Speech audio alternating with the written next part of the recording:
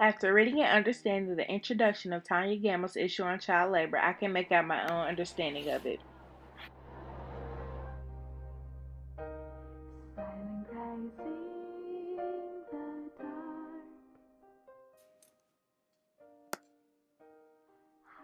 The laws of child labor during the Progressive Era didn't become major until Americans realized how many young children were working to make money. Millions of children worked in factories, stores, fields, mills, and mines in the United States during the early 1900s, from starting out as young as the age of 5 years old, ranging up to the age of 17.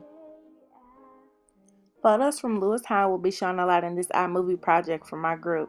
He was a photographer who was hired to report and photograph the various types of child labor tactics taking place in the United States.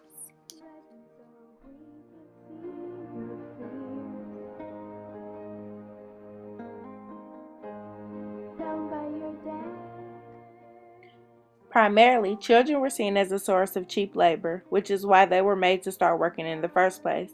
Families will sometimes work in meals side by side.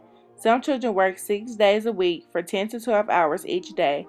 Having to work caused many children not to be able to attend school.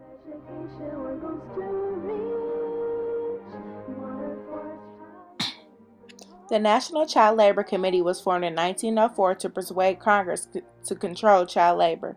One of the members reported in 1907 that there were over 2 million children under the age of 16 in paid employment in the United States. According to the member, 580,000 children between the ages of 10 and 14 years old could not read or write.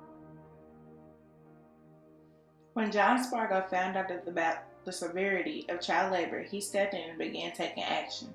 He was a muckraker who exposed the problem of child labor in America. In 1906, the bitter cry of children was his outlet of thought.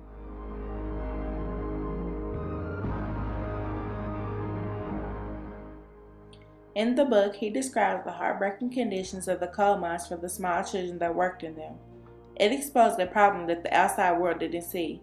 Spargo wrote the book to show how children of 12 years of age are legally employed in coal mines, but he never says that the law should change, even though he implies it throughout the book.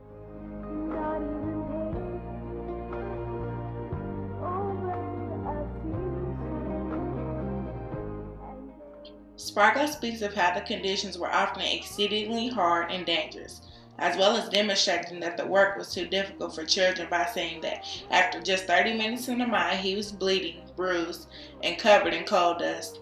The book set the stage for practices within America. John Spargo was born in Long Downs, Cornwall. He was a political figure and socialist. In February 1901, he moved to the United States with his wife Prudence. After moving to the United States, he didn't return to England.